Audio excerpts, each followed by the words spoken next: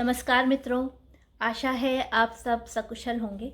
और स्त्री लॉग्स के आज के एपिसोड में हम बात करेंगे अपने देश के एक व्यक्ति की, एक ऐसी प्रतिभावान शख्सियत की जो कि अपनी रंगीन तबीयत, रंगीन तस्वीरें और साधारण व्यक्तियों के जीवन का सूक्ष्म मूल्यांकन कर उसे अपनी तुलिका में उभारने की अद्भुत शक्ति की धनी प्रतिभा थी। आज हम बात करेंगे विश्व विख्यात पेंटर अमृता शेरगिल की, जो कि Hungarian opera singer Marie Antoinette Gottesmann व संस्कृत फारसी के विद्वान धनाढ्य भारतीय उमराव सिंह शेरगिल की प्रथम संतान थी।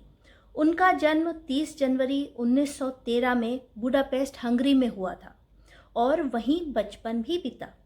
1921 में अपने परिवार के साथ वह शिमला में आकर बस गई। आरंभ से ही अमृता प्रतिभावान थी, पियानो और वायलिन बजाती थी और पेंटिंग भी करती थी। पेंटिंग के लिए वह अपने घर के नौकर चाकरों को मॉडल के रूप में उपयोग करती थी। 8 साल की उम्र में उन्होंने पेंटिंग सीखना शुरू किया। 10 वर्ष की आयु में उनकी मां ने उन्हें इटली के सांता अनंजियाटा आर्ट स्कूल में भर्ती कर दिया। 1 वर्ष वहां सीखने के बाद अमृता पुनः शिमला लौट आई। वापस लौटकर उन्होंने कई और पेंटिंग्स बनाई। 16 वर्ष की आयु में उन्होंने पेरिस के ग्रैंड शोमेर व इकोल डी ब्यू आर्ट स्कूल में प्रशिक्षण प्राप्त करना शुरू किया। 1932 में 19 वर्ष की अल्प आयु में अमृता को अपनी पेंटिंग यंग गर्ल्स के लिए बहुत प्रसिद्धि मिली। उन्हें विख्यात आर्ट शो पेरिस सलों में स्वर्ण पदक प्राप्त हुआ। इस पेंटिंग में उनके व्यक्तित्व के 2 पहलू नजर आते हैं, एक बहिर्मुखी व दूसरा एकाकी कलामग्न पेंटर का। अमृता एकमात्र एशियाई कलाकार हैं जिन्हें सबसे कम उम्र में ग्रैंड सलों का सदस्य नियुक्त किया गया। उनकी प्रारंभिक कला में पोस्ट इम्प्रेशनिज्म व वेस्टर्न प्रभाव साफ दिखाई देते हैं। पेरिस में रहकर उन्होंने अपने सहपाठियों, मित्रों, अपने प्रेमियों व स्वयं अपने भी कई चित्र बनाए। भारतीय व पाश्चात्य, अंतर्मुखी व बहिर्मुखी, समलैंगिक व द्विलैंगिक अभिरुचियों से जूझती अमृता की कृतियां भी उनके असमंजस का प्रतिबिंब है। 1934 में भारत के प्रति अपने विशेष आकर्षण के कारण अमृता वापस शिमला लौट आईं। उनका कहना था, मैं सिर्फ भारत में रहकर पेंट कर सकती हूँ। यूरोप पिकासो, मैटिसे, ब्रैक का है, भारत सिर्फ मेरा है। वह भारत के पहाड़ी और मुगल स्कूल्स तथा अजंता गुफा की पेंटिंग से खासी प्रभावित थी। भारत के 2 विख्यात कलाकारों रविंद्रनाथ और अवनींद्रनाथ की कला का भी उन पर अनूठा प्रभाव रहा।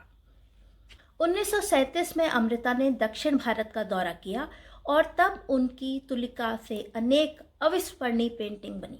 भारत में बनाई गई उनकी पेंटिंग की खासियत यह थी कि वह प्रथम कलाकार थीं जिन्होंने जन सामान्य को, साधारण व ग्रामीण स्त्रियों को भी अपनी कला में उतारा।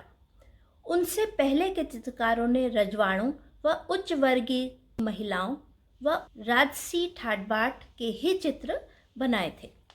उनके चित्रों में चियारस्क्यूरो तकनीक व विविध रंगों में सामान्य लोगों की जिंदगी का खालीपन, स्त्रियों की आशा विहीन खामोश दृढ़ता व साधारण कार्यकलाप देखने को मिलते हैं, जो कि अमूमन अनदेखे ही रह जाते हैं।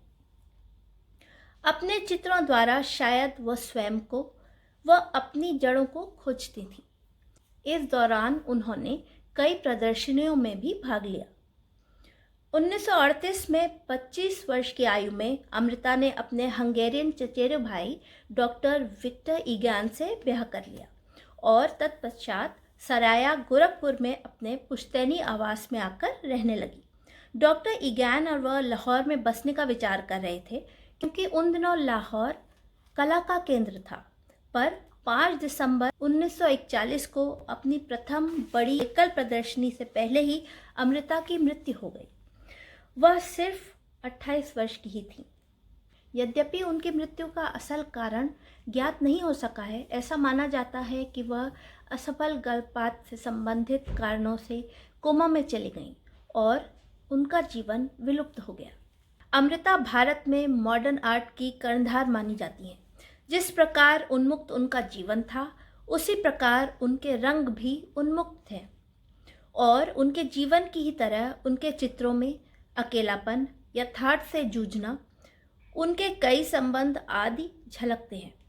अमृता की कलाकृतियाँ इतनी महत्वपूर्ण हैं कि भारत सरकार ने उन्हें राष्ट्रीय कला घोषित किया है और उनका देश से बाहर बिक्री होने पर प्रतिबंध है। उनकी अधिकांश पेंटिंग न्यू दिल्ली के national museum of modern art में लगी हैं और कुछ लाहौर के संग्रहालय में भी हैं। 1978 में भारतीय डाक ने उनके चित्र हिल विमेन पर टिकट जारी किया था और ल्यूटियंस दिल्ली में उनके नाम से अमृता शेरगिल मार्ग आज भी है। बुडापेस्ट में भारतीय सांस्कृतिक केंद्र का नाम अमृता शेरगिल कल्चरल सेंटर रखा गया है। उनके जन्मशती वर्ष सन 2013 को यूनेस्को ने अमृता शेरगिल अंतर्राष्ट्रीय वर्ष घोषित किया था। 2018 में उनकी painting the little girl in blue ने सदबीस की एक नीलामी में 18.69 करोड़ रुपए अर्जित किए थे, जबकि उनकी बनाई हुई अपने पति के पोर्ट्रेट को 10 करोड़ रुपए से भी अधिक मूल्य पर 2020 में बिक्री किया गया। यूं तो अमृता को भारत की फ्रिडा kahlo कहा जाता है, परंतु ऐसा कहना उनकी कला को सीमित कर देना है। जिस प्रकार अमृता उन्मुक्त व स्वच्छंद हृदय की थी, हंगरी में उस जमाने में साड़ी पहनती थी, उनकी कला भी सदैव अमर रहेगी। तो मित्रों, आप बताइएगा अपने देश की इस अद्भुत कलाकार के बारे में आपने सुना और आपको कैसा लगा। आप और किस स्त्री के बारे में सुनना चाहेंगे? जैसा कि आप जानते हैं, हमारा यह प्लेटफॉर्म कुछ दिल ने कहा स्त्रीलॉग्स, स्त्रियों की गाथाएं आप तक लाने के लिए है, जेंडर डिस्कशंस के लिए है। अपनी कहानियां हम तक पहुंचाते रहिएगा and please do like and subscribe. मित्रों, आप लोग सब्सक्राइब नहीं कर रहे हैं। Keep watching and thank you. Bye bye.